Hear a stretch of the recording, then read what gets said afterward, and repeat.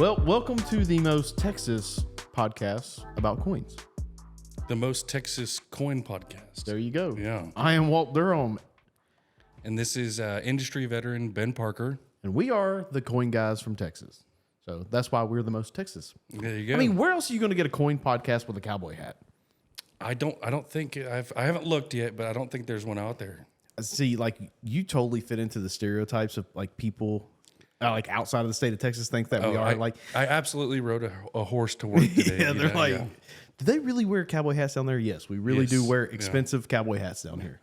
So today we're going to be talking about getting started collecting the New Orleans Mint Gold Liberties, the $10 pieces in particular. Right. So we've done a lot of Gold Liberties from New Orleans over the years. We've put together information. We've made it as simple as we can, and I think it's really helped the collector base of it. But first, we always like to talk a little bit about the gold and silver and platinum prices, just because everybody wants to know what's going on. So where's metal prices at today? All right, so right now spot gold it's moving up. About time. It's about time. Yeah, it's been a little stagnant, I guess you could say that. But when you stop and think about how much money has to move in or out of the market for the price to change. Yeah. So today we're up $11 on the spot price. So gold's at $2,047. Little uptick there. That's something we should be happy about. If you remember, we were closer to 2,000 at the beginning of the year, and we're just steadily moving up to where we're going to hit $2,430. Oh, yeah. And silver, we're seeing, it follows its lead for a little bit. We're at $22.75 right now. So it's down a little bit, but it's, up and down. It's up 22 cents on the day. Platinum and palladium are doing roughly the same thing. Platinum actually right now is at a standstill, no net positive or negative, of $885 for platinum and $974 palladium. Wow. So, one of these days, platinum's going to take over palladium. we're going to see it. I think it's going to be this year. Think so? Yeah. When was the last time platinum was above palladium? Shoot. It had to probably be, without looking, I would say like 11, 12 maybe. Okay. Yeah. And then after that, we started seeing, close to 18, 19. We started seeing palladium really pop up. But that's what I'd have to guess without looking. Yeah. Well, for those of you interested in gold eagle prices, 1 ounce gold eagles from us today are $22.44.68, and that's with a credit card. And silver American Eagles are $30.18, and that's with a credit card. All orders over $100 ship absolutely free. And if you want to know the current pricing, we'll put a link in the description, as we always do, just so you know what physical gold and silver are selling for. But no, we wanted to do a podcast today on the New Orleans Mint, because we have so many customers now building sets. It's one of the areas that we've really specialized over the years, and I think it's an area that, unless you're told about it, like some collectors, they don't even know it's a part of the market. Is that kind of what you feel like? Yeah, I would say that, and here's the thing: when we're talking about New Orleans, I would say a huge majority of the people out there, they're familiar with New Orleans because of the Morgan silver dollar. Right. So they see that, and this is so much we could go into on this, but with the Morgan silver dollar, you see an O, and there's a handful of years in there that are, pretty rare.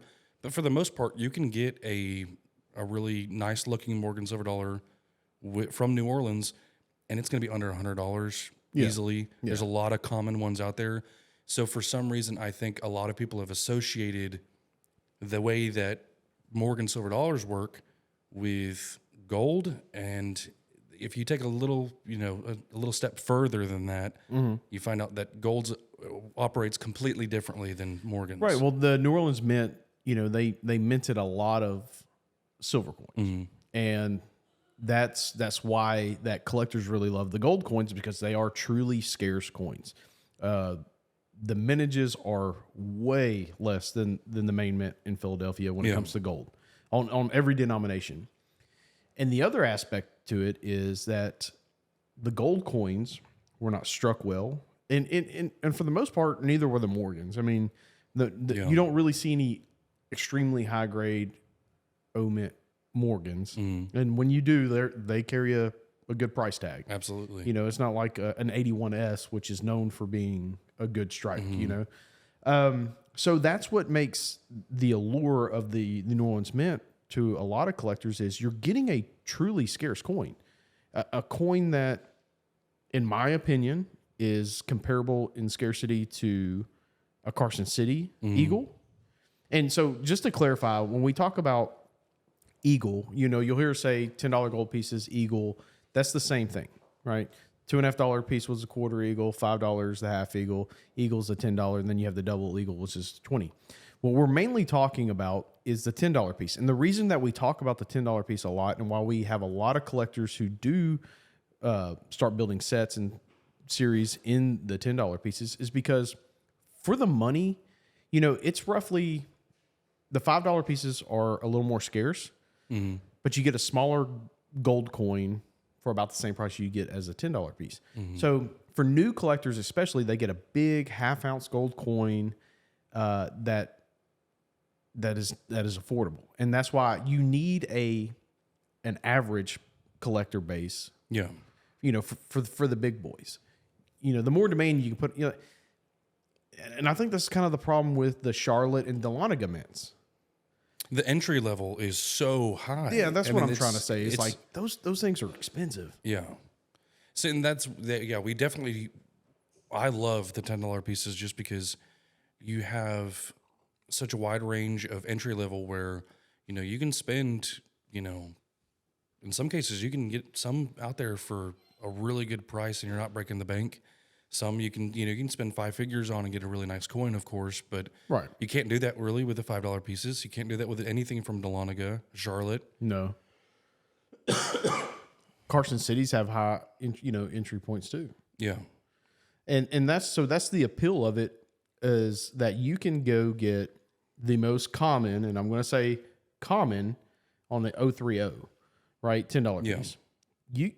I mean, they're not really out there in VF, but I'm sure if you wanted to, you could probably find a VF for under $2,000. Yeah. But I mean, they're just, but again, they're affordable in AU and they're affordable in Mint State. Not as affordable as they were, but they're still extremely affordable when you compare them to, you know, an 1897 Philadelphia. Wasn't it you the other day we were talking about just how many? So just put it kind of in perspective. 1903s in every grade between NGC and PCGS, total known is about 3,000 coins. I would say just under 3. Just under 3,000 coins. So that's clean coins. That's coins in every single grade from both major grading services, under 3,000 coins. And then we looked at, was it an 1894 or an 1897? It was one of those years. It was 1894. 94, and there was how many coins in 62? Oh my gosh, there was I want to say it was over 30,000 coins that were certified by NGC and PCGS, and just in that one grade. And that's, I have to stop and really, you know, explain this. 1894 in Philadelphia in one grade, because they made, I want to say, you know, 2.5 million, something like that. Right.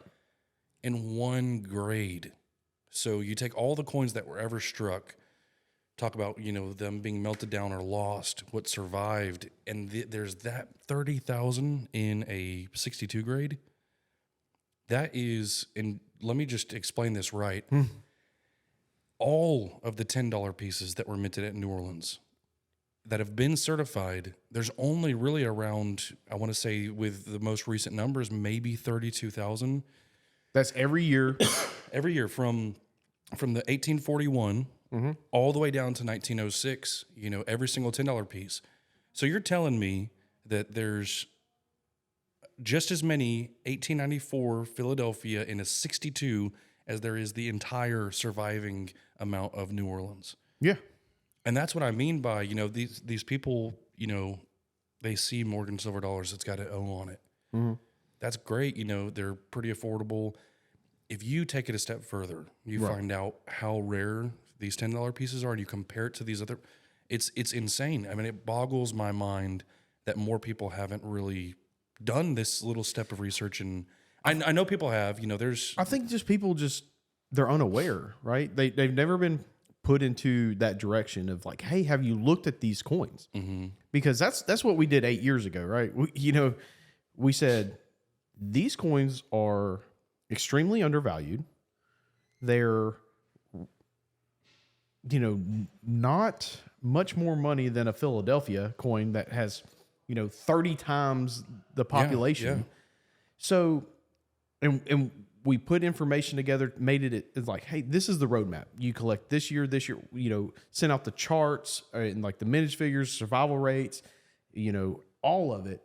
And like, you can just go by and pick and start building an actual collection because so many coin buyers get in this bad habit of just a hodgepodge of stuff. Somebody calls them or they see it on TV and they just buy random stuff. What I've experienced is the clients who start building New Orleans sets, they understand, oh, I'm building something. Yeah. I'm not just randomly buying. I'm buying with a plan of action. And not to like toot our own horn, but we really made it easy for collectors, to find this information. It's not like you could go get really technical with coin information. You go, this year gets really, the color's really like this. And, you get we simplified it and said like, these coins are not going to be struck well this year. Like this year's not known. There's dates there's like a handful known in MS60 or better. Yeah. On the New Orleans. So now you have people who can go out and they feel like I'm buying a scarce coin, a rare coin, but it's affordable. Because when people hear us talk, I think sometimes on the phone when we're like, have you looked at New Orleans? They automatically go like, well, these are going to be some really expensive coins. And that's just not the case with a lot of them. I think we call it the short set, and Shane doesn't like it being called the short set, but we call the short set anything from 88 to 1906, right? That 11 coin series from 88, because those are affordable. Those are all, I would say, they're all entry. They can be entry level. Right. None of these are common. No, yeah, but they're the more common, and we're seeing even on the prices on those over the last couple of years, even those are going up now, and but they're still relatively cheap, undervalued. I hate using the word cheap, but undervalued. Yeah, undervalued where it's at. Just because, listen, pre-COVID, we did an advertisement on 1903Os in Mint State 61 because we had like 10 or 11. When I say an advertisement, we sent a postcard to a small hand selected clients. And that's how we advertise. Got people to know that the New Orleans Eagles were a thing to collect. I cannot buy 11 030s and 61 today. No, like I have yet to been able to find 5 030s and 61. And from a marketing perspective, that's what makes it difficult to do now, is because the populations in 61 and 62 are vastly different. Right? The price, there's a price increase from 61 to 62.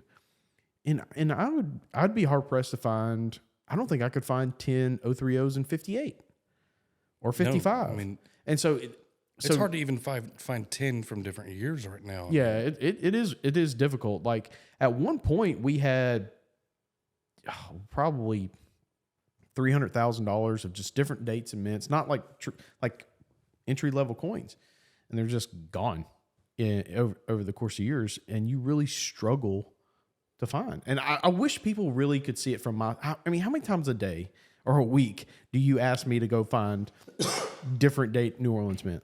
I've got I think I would call it a rolling list of ones that I'm constantly in search for, and it's just, Walt, hey, can you get this coin? Can you get this one? And I'm eager to find them, and I'm hoping that there's certain ones we need, but they're just not there. Yeah, it's onesie twosies, and there's some big coins that will float out there, but big coins don't sell fast. I mean, let's be honest. Like the bigger the coin is, not everybody can do $100,000 coin. But the coins that are like affordable to everybody, they go quick. I mean, we bought two mint 10s yesterday, and one's gone. I didn't have time to image it. I haven't even had time to tag it in the inventory. It was basically like, hey, how much do we pay for this? How much can I sell it for? And okay, they're gone before they get here. And it's gone. And it's like, man, now I got to go find some more. Because that's, and we're seeing would you say we're seeing an uptick in new collectors coming to New Orleans? Absolutely. I think the biggest thing is in anything in life, really, if you work hard, obviously, like, you're going to do better. And in coins, if you work hard enough and you do the research, you're going to find something that is as undervalued as this, I would argue, this area is.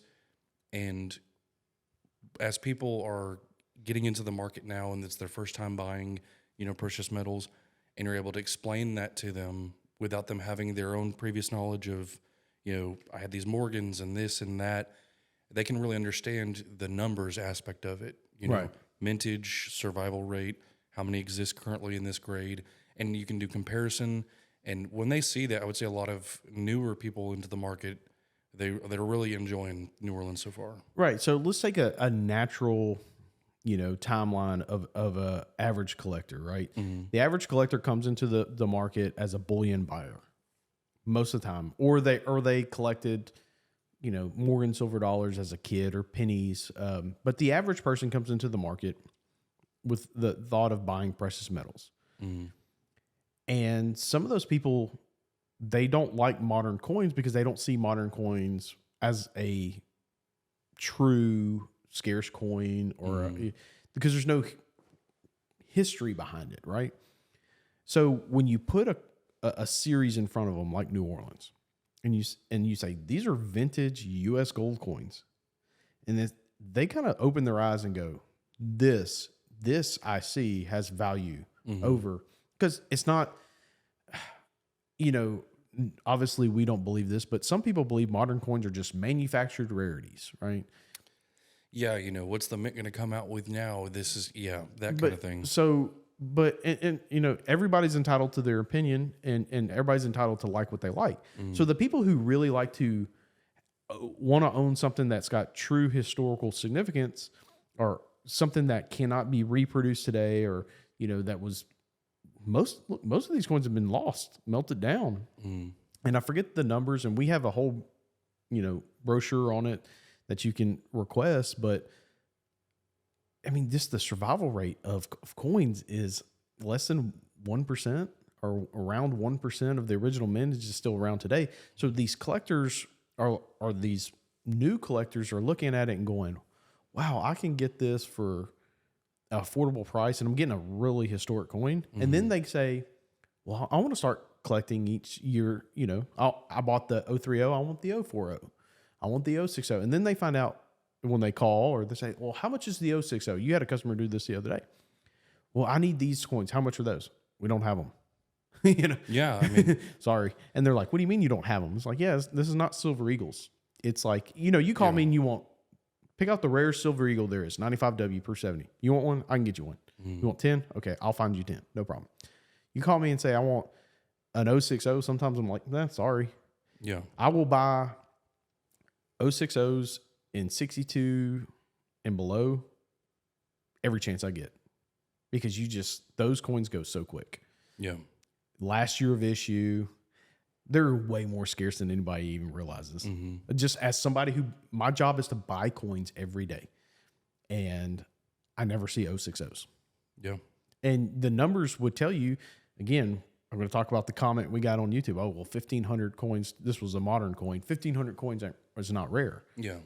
Well, if 2,000 people want 1,500 coins, it becomes extremely rare. Yeah, exactly. And it's kind of like that with the 060s. It's the most popular affordable date. there is, because arguably the 99.0 is the toughest post 88 coin to get. But there's just so much more you get, in my opinion, you get more enjoyment out of collecting New Orleans mint than you get out of a lot of other areas that you can collect. I mean, there's Silver Eagles, right? And I'm not knocking Silver Eagles. We saw a lot of Silver Eagles and a lot of certified Silver Eagles, a lot of rare date Silver Eagles. But nothing touches, holding a coin from 1906, the last year that the New Orleans Mint did $10 gold pieces. You're absolutely right. And, now there are coins that some collectors will never achieve. And, that's what that little short set's for, because it takes out the 83.0, the 79.0. The 83.0, just for those who don't understand, had an original mintage of 800 coins. So there's 40 to 50 known today that has survived that. And they sell for obscene amounts of money, when they come out. And the people who can't afford them, they do really well on them, because you can't go back and can't just go get an 83.0 when you want to. Yeah. That's one of those coins that, hundreds of thousands of dollars in some grades. Yeah. And it can take years to find them. Yeah. But you also get, and I know we're kind of jumping around here and stuff, but this is just a natural conversation with us of New Orleans, and how I would like to explain it to somebody. Like, you really need to look a little bit further into this area, because you have the two types of New Orleans $10 pieces. You have the with motto and the without motto.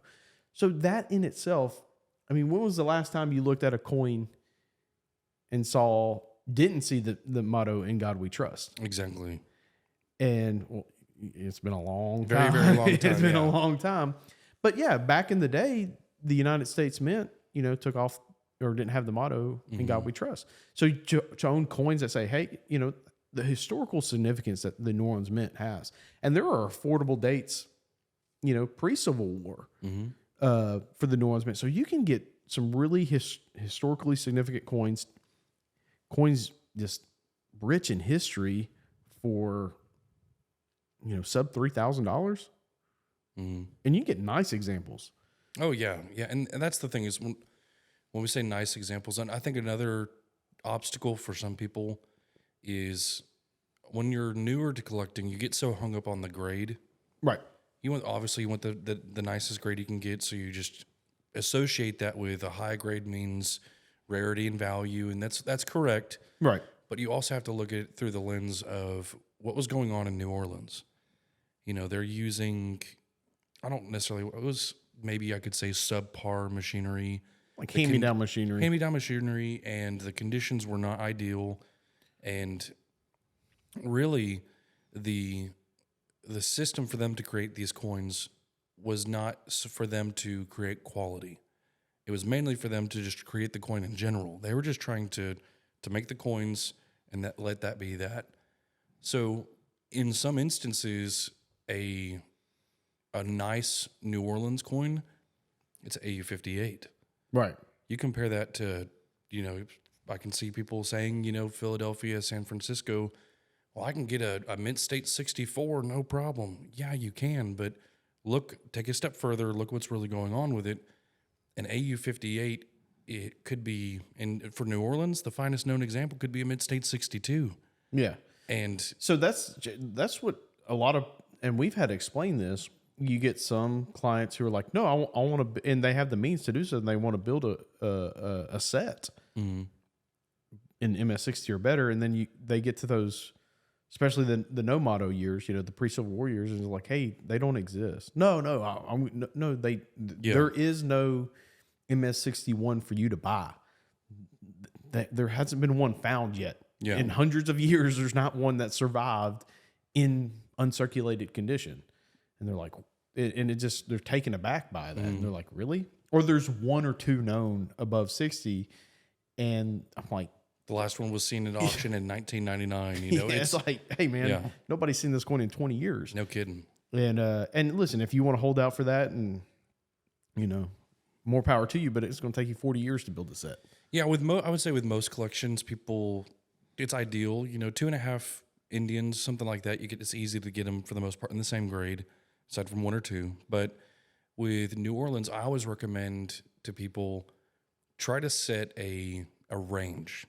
You know, my collection's going to be, the lowest one's going to be in a XF40.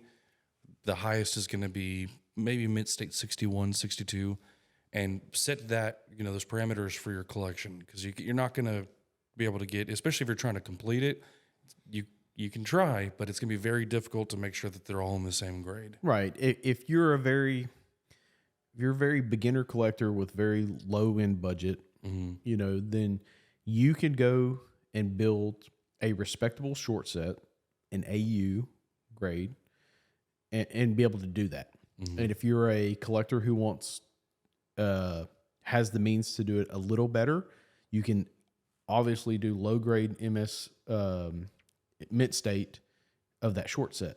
And if you're a collector who wants to build something special and have the means to do so, then you can go to that short set from 88 to 06 and concentrate on 63 or better EQ, CAC stuff, and really spend some money. Or, you know, I hate saying spend the money, because like we've seen so many collectors over the years, they sell their collection for, you know, and they just do really well on it. So, but again, you have to have the money to start with to purchase the coins. And so there's levels for everything with O mints 10s.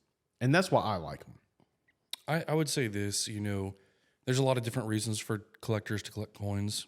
And if you're collecting Silver Eagles because you like the design and you've been collecting them since 1986 and you pick them up for the mint and you do that, keep doing it.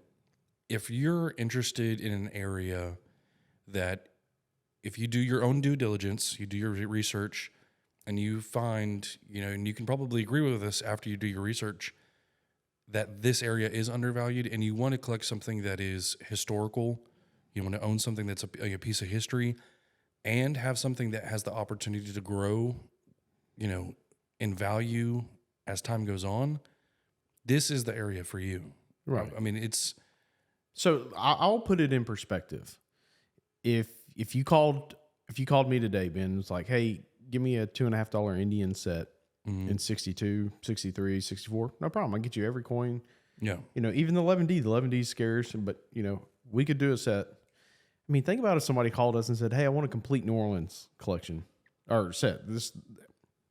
We'd be like, okay, that's not going to happen. Yeah. And as a business, we can start now. Yeah, we can start now. But as Yeah. a business, you know, we would want to make that sell, but we can't. And to me, that's the stuff that I look at that I want to own, right? And I said this on a recent episode, like nothing infuriates me more than these dealers or companies out there who will not put their money where their mouth is. And that is not a problem here. Like, we want to buy New Orleans. We want to buy these areas that we recommend. We are putting our own money up for it because we feel safe with. I mean, we understand it, and so we're not going and telling you that, hey, this is a good area to focus on, without doing it ourselves. Yeah. And so, to me, that says a lot. That you can't just go get, you know, a complete set, or you can't go get a 5-year date run. I mean, think how hard a 5-year date run would be. I mean, especially consecutive, and if you're trying to do any kind of close to grade with each other, all those different filters and parameters that you put on it, you know, restraints, it's just going to make it that much more difficult. And putting a 5-year set together is not, I mean... we can't do it in one shot. I mean, it's just tough. And when you start to realize how tough they are to do, and then you start looking at the price and go, they're that tough and they're still that affordable, then you kind of convince yourself like, well, maybe I should buy these. Mm-hmm. And that's what we did, you know, 10 years ago, or however long it was when we first started buying. mint 10s, is it just made sense. And so once you make it make sense, it's easy to transition and to start. And you get from all the collectors we've talked to a tremendous amount of accomplishment when you're done, or not even when you're done. Because listen, it's going to take a while to build a complete collection, but when you start putting together even a 5-year date run, the amount of you feel accomplished, like you did something. Oh yeah, and that's at the heart of it. That's collecting. So what do you think if somebody's going to buy? They want to buy $10 New Orleans piece. What is there a certain year you would recommend? Or do you think, it doesn't matter?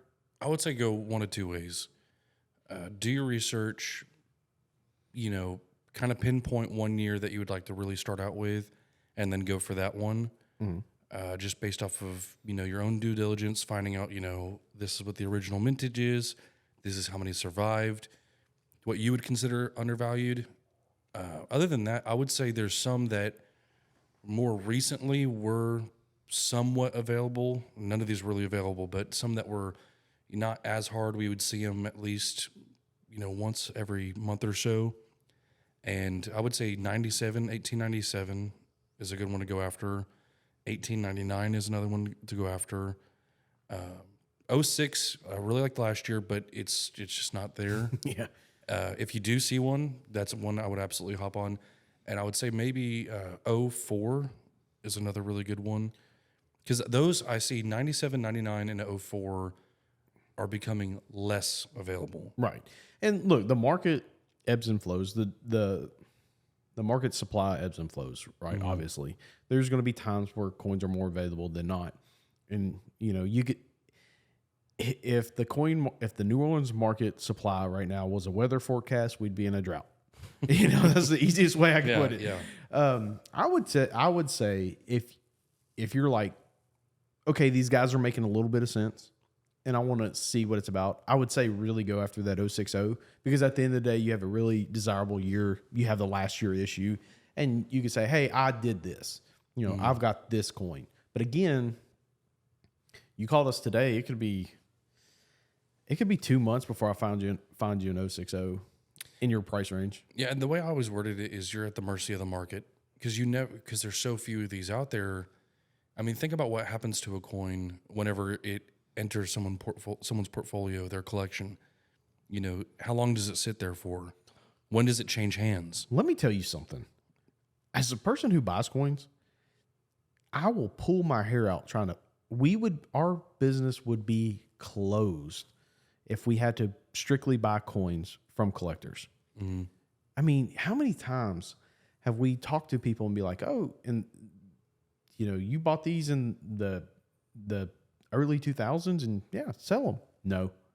I mean, it is the hardest thing in the world to get people to sell coins. I mean, I can't blame them. What are you going to do with the cash? I mean, well, yeah, and again, so that's what they say. They're like, well, I sell it to you. Then what am I going to do? I mean, I built it. And so it's really hard so when a coin goes in somewhere. Yeah. Once it goes in a collection, I mean, think about it.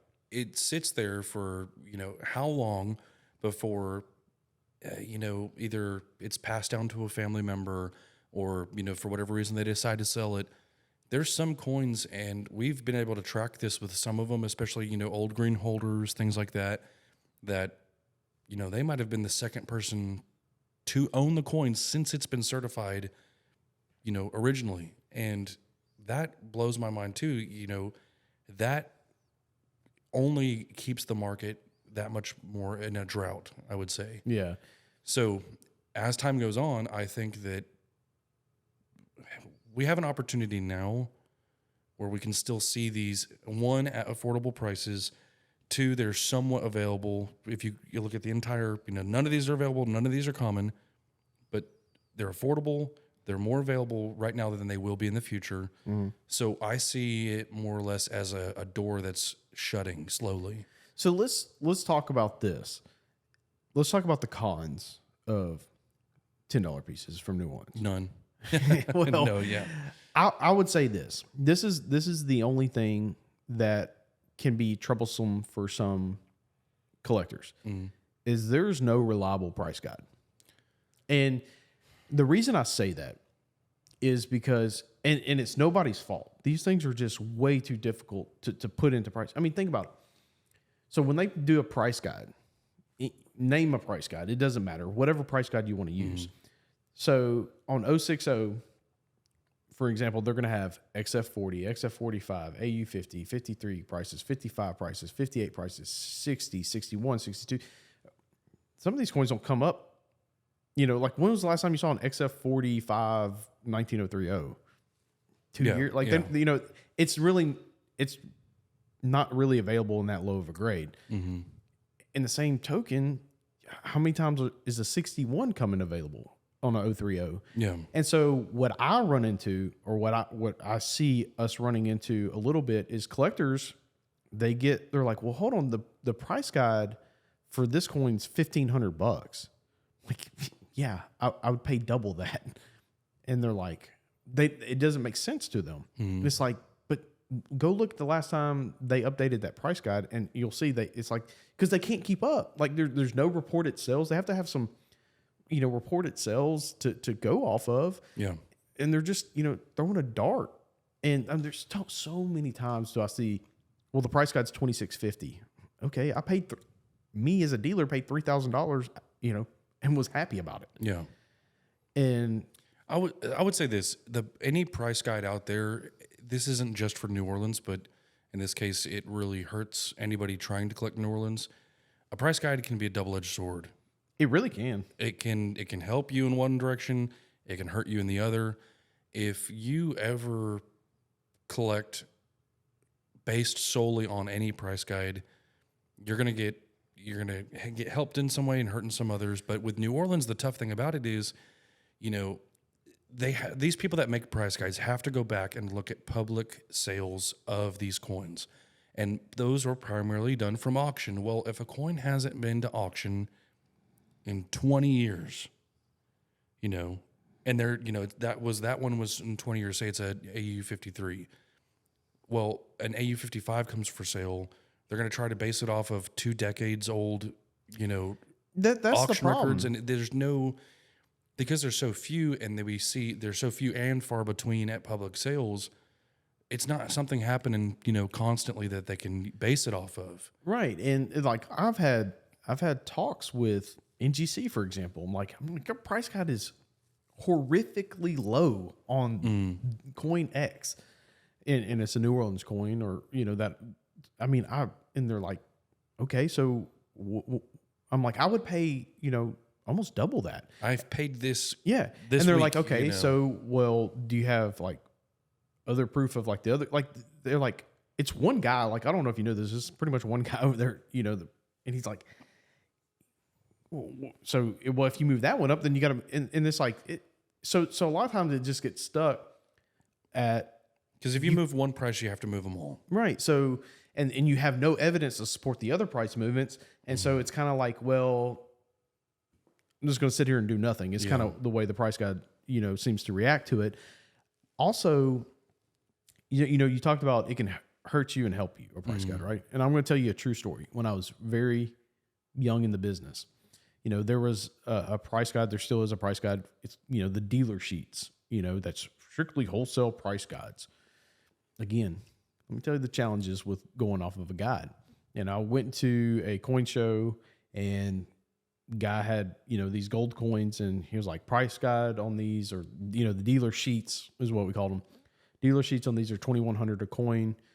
I'll sell them to you at $1,600. You can make plenty of money. You know, you can sell them to, you know, to an individual at $2,100. They're paying dealer prices, and you make money, and they're happy. It's like, oh, cool. So I, you know, spent about $10,000 buying these coins. And then you go to find out, then this was back before, you know, all the networks that we have available to us now. And I could have bought those coins for $900. And it's like, man.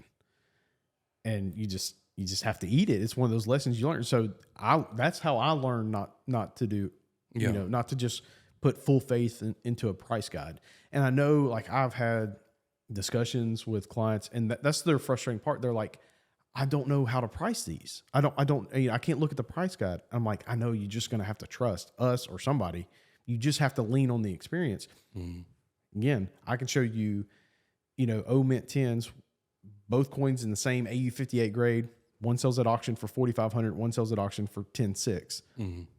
Both NGC 58s, but the quality of the coin in the grade makes it sell for double. I mean, and I'm not just pulling this out of my rear end here. Like, we have whole research papers written about this. And so that could be the downside. And if you're strictly a person who's like, I'm going to buy based on the price guide, you're never going to buy an O Mint because the price guides are way too low. Yeah. Or you're going to buy a raw coin that's cleaned, that somebody tells you is an AU, and it's not really an AU. Yeah. And I'll tell you this too. I saw one the other day that, it was, I want to say it was an AU condition, and the coin, as a whole looked okay, but it had a huge, black, like, gouge in the field. I didn't even know how it made it to that grade, but the rest of the coin looked good, very light surface scratches, nothing really wrong with it. But that one area, it was like you took all the damage to the coin and put it in one spot. I mean, that's not an eyesore.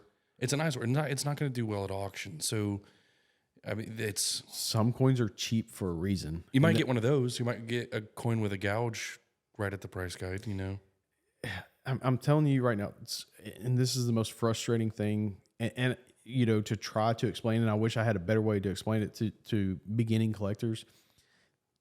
Coins are cheap for a reason. I mean, if they're cheap, they're cheap for a reason. And, just to break it down as simple as possible, a lot of people like brilliant uncirculated Morgan silver dollars. That's a problem with this industry, I think. So many companies sell what's called commercial uncirculated coins, which are AU58 slider coins. They might grade 58, they might grade 60. Or they're on the cusp. Yeah, or they've been lightly cleaned, so the average person's not going to know any better. So they sell at a discount. But a true brilliant uncirculated coin sells for more money than a commercial uncirculated coin. And I'm not making this, a commercial uncirculated is a term that we dealers use. Like, I can go to any of our trading networks and people will say, paying this or selling Morgan silver dollars in BU for this, selling CU Morgan dollars for this. It is a thing. So quality matters when it comes to any coin, obviously. O Mint 10s, the quality within the grade matters tremendously. You can take a $4,000 coin and a $10,000 coin and be in the same grade. So you have to rely on people who specialize in it, and unless you're just really willing to become a coin weenie nerd and learn it yourself. It's worth doing, though. I mean, if you want to take the time and do the research, and it takes a long time to go and do it, but it's worth it if you want to do it. Otherwise, have an understanding of it, ask questions, Yeah, and that's the only thing I can see as a con to the market. There's no, and even as somebody who buys O Mint 10s every day, I couldn't put out a price guide. It's just not available. So if that's your, it's case by case. I think that's the hardest thing about it. It's just so case by case, and like I said, I'll never forget. We had a guy who found an 030 on eBay, and it was cheap, and I forget what grade it was in, but I remember we got the coin in. I said, no, don't buy it. We'll buy it, and we bought it, and when you get it in hand, the cheek had this gash, which was hidden on the pictures. I don't know if you know this, but if you're an online you can tilt the angle of the coin, tilt the coins and to make them appear much nicer. Yeah. So I was like, this is why the coin's cheap, and we had to I think we lost a couple $100 and just sold it to somebody else who was willing to deal with it, but we're not going to sell that to an individual. So do a little research if you're going to go with New Orleans Mint. We'll send you all the information in the world we have on it. That was my big downfall too with some of the books that have been written about New Orleans. They put prices in there. I'm like, this is obsolete in 2 months. What are you doing putting prices in there? You know, price ranges. Okay, let's talk about price ranges like we do. Like this coin's going to be sub 3,000. This coin's going to be, 5,000 or plus. And 83O is going to be 25, 50, 75,000, just depending on what it is. Yeah. And that, to me, that's, like I said, I can't even put a price guide together. But if you want information on New Orleans, we have in simplest terms, we have simplified it and put out, we call it the Big Easy magazine, the coins from the Big Easy, New Orleans. And, we'll get it out there to you free of charge. It's a little free information packet just to kind of dip your toe in the water, have an understanding of what we're talking about. And it's one thing for us to say it, but it's completely different for you to read it for yourself and see some of the figures that we're talking about on mintages versus survival rate. And so I'm pretty sure we can throw a link down to send us an email, if you want to request one of those packets just to get some info out there. But other than that, I think that's just about it for the beginning. I would say the beginning of New Orleans. We're gonna have to come back to this again without a doubt. Yeah, we'll definitely come back to it again. But New Orleans, if you're looking for historic gold coins, definitely an area I would recommend. So I guess, as we say in Texas, till next time. Till next time. All right, we'll see you guys later.